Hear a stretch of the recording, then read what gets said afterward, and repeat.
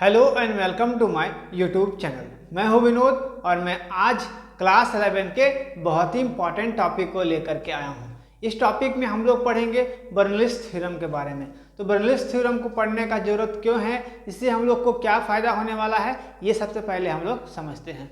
तो Bernoulli's theorem से हम लोग पता करेंगे कि किसी पाइपलाइन से कितना लिक्विड जो है वह फॉल कर रहा है, उसका वेलोसिटी को हम लोग इजीली पता लगा सकते हैं कि वो किस वेलोसिटी से वह ट्रैवल कर रहा है उस पाइपलाइन में, या फिर उसका स्पीड को हम लोग पता लगा सकते हैं कि उसका स्पीड जो है वो कितना है। ठीक है, तो देखिए बर्नौलीज थ्योरम को पढ़ने से पहले इस फिगर को आप लोगों को समझना होगा। ठीक है, यहाँ पर एक पाइपलाइन लिया गया है ना, जिसका प्रेशर P1 यहाँ पर स्टार्टिंग पॉइंट है और यहाँ पर एंड पॉइंट है जहाँ से लिक्विड का फॉल हो रहा है। ठीक है, यहाँ पर P1 और यहाँ पे P2, और ये V क्या है, यहाँ V1 वेलोसिटी से आ रहा है आपका और यहाँ पर V2 वेलोसिटी से आपका जा रहा है। ठीक है, तो देखिए यहाँ इस थ्योरम ये थ्योरम कहता क्या है कि स्टार्टिंग पॉइंट में जो P1 है यहाँ पर लिक्विड का वेलोसिटी और इस P2 पॉइंट पर वेलोसिटी उसका जो होगा वो सेम होगा। इसका हर एक जगह पर इसका वेलोसिटी जो होगा वो सेम होगा। ठीक है, तो देखिए इसमें टोटल एनर्जी जो होगा वो इक्वल होगा। इसके थ्योरम का कहने का मतलब क्या है कि इसमें जितना भी एनर्जी लगेगा वो इक्वल होगा। तो टोटल एनर्जी इसमें कौन कौन सा एनर्जी लगेगा लिक्विड के फॉल होने से, तो देखिए पहला आपका लगेगा प्रेशर एनर्जी। किसके कारण कि लिक्विड का फॉल जो हो रहा है वो किसी प्रेशर के कारण ही हो रहा है ना, उसमें प्रेशर है, तो उसमें पहला जो लगेगा उसमें लगेगा प्रेशर एनर्जी P/ρ। ठीक है, दूसरा एनर्जी लगेगा काइनेटिक एनर्जी। काइनेटिक एनर्जी क्यों लगेगा, क्योंकि यहाँ पर लिक्विड में क्या हो रहा है, मोशन हो रहा है, क्योंकि लिक्विड जो है इधर से इधर फॉल कर रहा है, तो लिक्विड में क्या हो रहा है, मोशन हो रहा है, जिसके कारण उसमें काइनेटिक एनर्जी लगेगा। तीसरा पॉइंट क्या लगेगा, पोटेंशियल एनर्जी। पोटेंशियल एनर्जी क्यों लगेगा, क्योंकि यहाँ पर देखिए ये आपका डाउन में है H1, इसका हाइट मान लिया हम लोग H1, इसका हाइट मान लिया हम लोग H2, इससे कुछ ऊंचाई में है तो ये हाइट में है, इसी कारण इसमें पोटेंशियल एनर्जी लगेगा।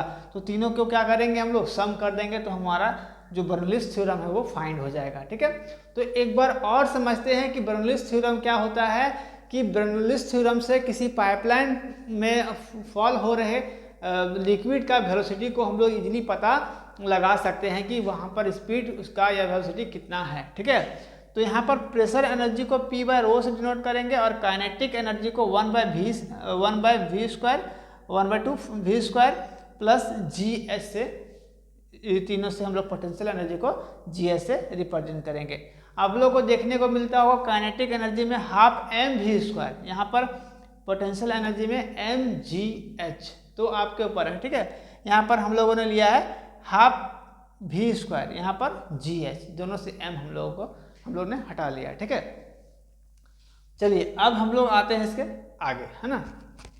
अब हम लोग इसको रफ करते हैं। ठीक है, सबसे पहले हम लोग इसका डिफिनेशन कर लेंगे। डिफिनेशन करने के बाद ही हम लोग इस थ्योरी में आएंगे, जो सॉल्यूशन है उसका, उस सॉल्यूशन में हम लोग आएंगे।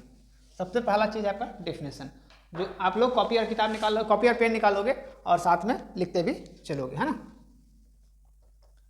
इट स्टेट दैट, ठीक है, if a non-viscous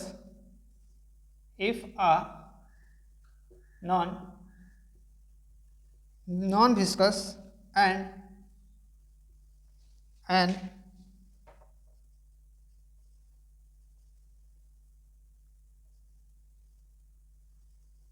non-compressible fluid falls in a flow in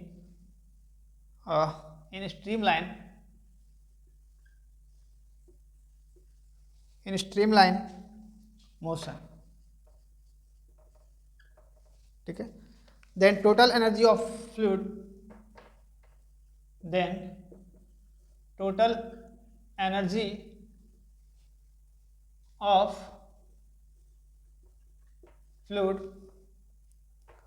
over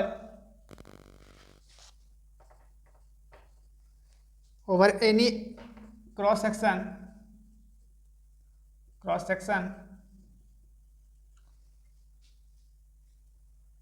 it remains constant. It remains constant throughout the flow. ठीक है, इसका डिफिनेशन हम लोग देखते हैं. It state that if a non viscous and incompressible fluid flow in streamline.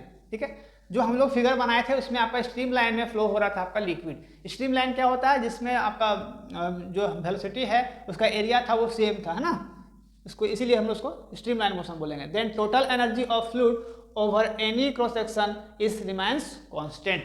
वो जो liquid flow करेगा उसका जो स्टार्टिंग पॉइंट में जिसका जितना प्रेशर था उसका लास्ट में जो जहाँ से फ्लूइड वापस ज़मीन पर गिर रहा था वहाँ पर दोनों पर क्या होगा, दोनों का जो मोशन होगा, वेलोसिटी होगा वो सेम होगा, है ना.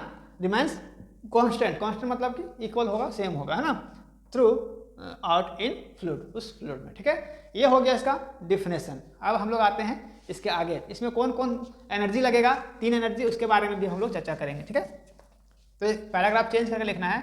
The total energy consist of the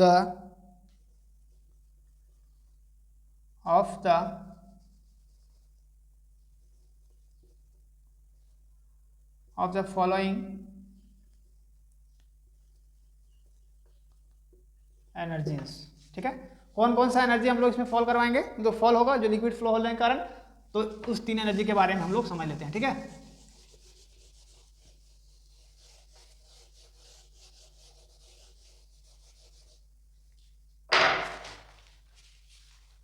पहला होगा आपका प्रेशर एनर्जी. ठीक है, तो यहां पर हम लोग देते हैं टोटल एनर्जी, है ना, टोटल एनर्जी. यहाँ पर देयरफॉर लगा दोगे, हाँ, therefore total energy equal to, कौन कौन सा एनर्जी इसमें लगेगा आपका, प्रेशर एनर्जी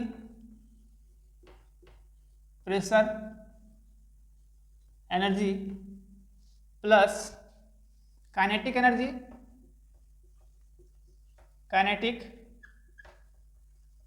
एनर्जी और आपका क्या लगेगा, आपका पोटेंशियल एनर्जी.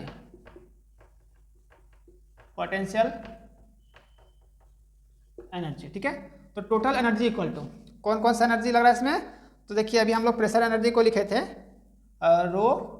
P बाय रो, है ना, P बाय रो प्लस आपका kinetic energy half v square लिखे थे हम लोग, है ना.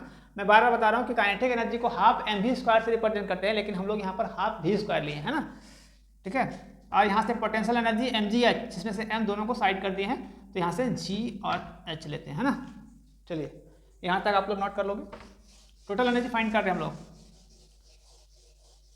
अब रो को इन दोनों में मल्टीप्लाई कर देंगे, ये डिवाइड में था जब मल्टीप्लाई में ले जाएंगे, तो P equal to P plus यहाँ से हाफ, यहाँ से rho v square plus g h rho, है ना. यहाँ तक आप लोग लिख लोगे और इक्वल टू कांस्टेंट.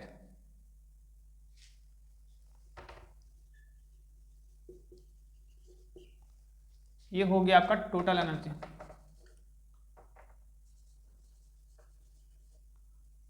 है ना, ये इसका थ्योरी था, बर्नौलीज थ्योरम का. दिस इज कॉल्ड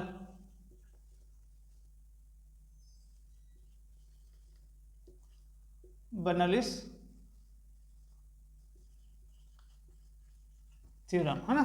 इसको हम लोग बर्नौलीज थ्योरम बोलेंगे. ठीक है, तो फिगर भी वो ड्रॉ कर सकते हैं आप लोग. डिफिनेशन लिखने के बाद जो मैंने स्टार्टिंग में फिगर ड्रॉ किया था उसको आप लोग इससे पहले ड्रॉ कर लोगे, है ना. टोटल एनर्जी जहाँ से हम लोग फाइंड किए हैं वहाँ पर आप लोग ड्रॉ कर सकते हो. तो total energy equal to pressure energy plus kinetic energy plus potential energy. ये 3 प्रकार का एनर्जी उसमें पाइप में लगेगा, क्योंकि वहाँ पर लिक्विड का फॉल हो रहा है. ठीक है, तो प्रेशर एनर्जी को हम लोग लिख दिए P बाय रो, और यहाँ पर काइनेटिक एनर्जी को हम लोग लिख दिए हाफ v² और पोटेंशियल एनर्जी को हम लिख दिए gh। ठीक है, तो टोटल एनर्जी जो मेरा हो गया, यहाँ से देखिए रो जो आपका डिवाइड में था मल्टीप्लाई में ले गए, तो यहाँ से p plus half rho v² और आपका यहाँ पर gh rho equal to constant जो बर्नौलीज थ्योरम है। ठीक है, इस वीडियो में बेसिक थ्योरम के बारे में हम लोगों ने पढ़ा है। इसके बाद जो हम लोग वीडियो पढ़ेंगे या फिर बनाएंगे जो अगला वीडियो, उसको हम लोग प्रूव करके भी देखेंगे कि ये एग्जैक्ट में टोटल एनर्जी इतना फाइंड होता है या नहीं। ठीक है, तो इसी तरह का वीडियोस मैंने और भी बहुत सारे अपलोड किए हुए हैं, आप लोग चाहोगे तो मेरे पिछले वीडियो में जा करके देख सकते हो। इस 11th क्लास के बहुत ही इंपॉर्टेंट वीडियोस इस चैनल में आप लोगों को मिलेंगे और ये कंटिन्यू वीडियो अपलोड होते रहा है। जो बच्चे नए होंगे वो मेरे चैनल को सब्सक्राइब कर लेंगे और शेयर भी करेंगे ताकि और भी जो बच्चे हैं वो आसानी से फिजिक्स पढ़ सके, अच्छे मार्क्स ला सकें। मिलते हैं अगले वीडियो में, तब तक के लिए थैंक यू, टेक केयर, जय हिंद।